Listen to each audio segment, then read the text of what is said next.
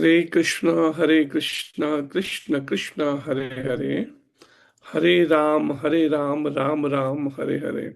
सभी भक्तों को कामदा एकादशी की बहुत बहुत शुभकामनाएं, सभी वैष्णव वैष्णवियों को। और ये कामदा एकादशी का महात्म्य का वर्णन वराह पुराण में भगवान श्री कृष्ण युधिष्ठिर महाराज से कह रहे हैं। महाराज युधिष्ठिर श्री कृष्ण को कहने लगे, हे यदुवर, कृपया मेरा प्रणाम स्वीकार करें। चैत्र मास के शुक्ल पक्ष की एकादशी का वर्णन करें।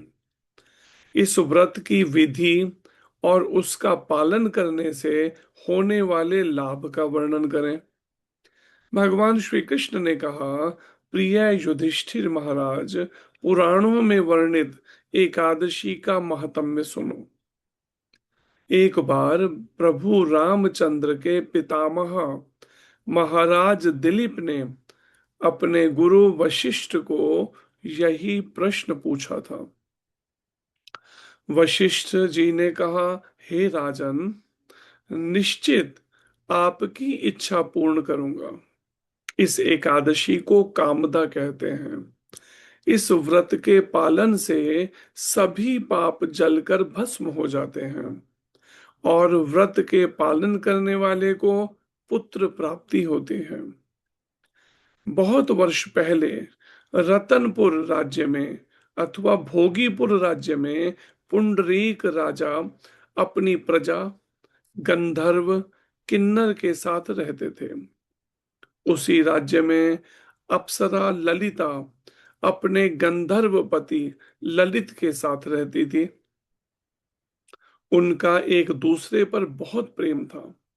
प्रेम इतना प्रगाढ़ था कि एक क्षण भी एक दूसरे के बगैर वे नहीं रहते। एक बार पुंडरीक राजा की सभा में सब गंधर्व नृत्य और गायन कर रहे थे। उसमें ललित गंधर्व भी था। पत्नी सभा में न होने के कारण उसका नृत्य और गायन ताल में नहीं था। वह प्रेक्षकों में करकोटक नाम के सर्प भी था।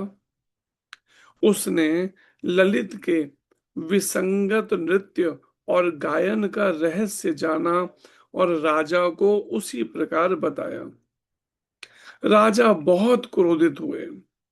उन्होंने ललित को श्राप दिया, हे पापात्मा, अपने स्त्री पति कामासक्ति के कारण तुमने नृत्य सभा में विसंगति उत्पन्न की है।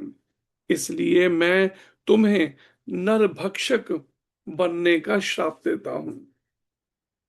पुंडरीक से श्राप मिलते ही ललित को भयंकर नरभक्षक राक्षस का रूप मिला। अपने पति का भयानक रूप देखकर ललिता को बहुत दुख हुआ। फिर भी सभी मर्यादाएं छोड़कर वह अपने पति के साथ वन में रहने लगी। वन में भ्रमण करते हुए विंध्य पर्वत के शिखर पर पवित्र श्रृंगी ऋषि का आश्रम ललिता ने देखा और तुरंत आश्रम में जाकर ऋषि के सामने उसने प्रणाम किया। उसे देखकर श्रृंगी ऋषि ने पूछा, तुम कौन हो? तुम्हारे पिता कौन है? तुम यहाँ किस कारण से आई हो? ललिता ने कहा, हे ऋषिवर, मैं ललिता वृंदावन गंधर्व की कन्या हूं। अपने शापित पति के साथ मैं यहाँ आई हूं। गंधर्व राजा पुंडरीक के श्राप से मेरे पति राक्षस बने हैं। उनका यह रूप देखकर मुझे बहुत दुख हो रहा है। कृपया इस श्राप से मुक्ति मिलने का उपाय बताएं, जिस प्रायश्चित से मेरे पति की राक्षस योनि से मुक्ति हो। ललिता की नम्र विनती सुनकर श्रृंगी ऋषि ने कहा, हे गंधर्व कन्या, कुछ ही दिनों में चैत्र मास के शुक्ल पक्ष की कामदा एकादशी आएगी। इस व्रत का तुम कठोर पालन करो और तुम्हें मिलने वाला सभी पुण्य अपने पति को अर्पण कर दो, जिससे वह इस श्राप से मुक्त हो जाएंगे। ये एकादशी सभी इच्छा पूर्ण करने वाली है। हे राजन, ऋषि के कहे अनुसार ललिता ने आनंद पूर्वक और कठोरता से इस व्रत का पालन किया। द्वादशी के दिन भगवान वासुदेव और ब्राह्मणों के समक्ष उसने कहा, मैंने अपने पति के श्राप से मुक्तता कराने के लिए इसका पालन किया है। इस व्रत के प्रभाव से मेरे पति श्राप मुक्त हो जाएं। और क्या आश्चर्य, नरभक्षक ललित पुनः गंधर्व हुआ। उसके बाद ललिता और ललित सुख से रहने लगे। भगवान श्री कृष्ण ने कहा, हे युधिष्ठिर महाराज, हे राज राजेश्वर, जो कोई भी इस अद्भुत कथा का श्रवण करेगा और अपनी क्षमता के साथ उसका पालन करेगा, वह ब्रह्म हत्या के पातक से और आसुरी श्राप से मुक्त हो जाएगा। कामदा एकादशी की जय। कामदा एकादशी महात्म्य की जय। श्री कृष्ण चंद्र भगवान की जय। श्री युधिष्ठिर जी महाराज की जय। श्री श्रृंगी ऋषि जी की जय। जगदुशल प्रभुपाद महाराज की जय। श्री गुरु महाराज की जय। अनंत कोटि वैष्णव वृंद की जय। पिताय गौर पे मनंदे। हरि हरि बोल। तो सभी भक्तों को इस कामदा एकादशी पर विशेषकर, जो पंचांग के अनुसार भी अगर आप देखेंगे, तो 28 मार्च को सुबह 8:45 से ये एकादशी की संधि, दशमी खत्म होकर एकादशी की संधि शुरू होती है, जो 29 मार्च को सुबह 7:46 तक होगी। तो वैष्णव समाज में और शास्त्रों में भी वर्णन है कि एकादशी और द्वादशी की जिस दिन संधि होती हो, उसे ज्यादा पवित्र शुभ माना जाता है एकादशी रखने के लिए। तो कुछ ऐसे भी हैं जो समाज में दशमी एकादशी की संधि को उस दिन को रखते हैं, लेकिन वैष्णव आचार्यों और शास्त्रों में एकादशी और द्वादशी के जिस दिन संधि होती हो, अधिक शुभ और पवित्र माना गया है, और शास्त्र में उसी दिन को रखने का भी विधान बताया गया है।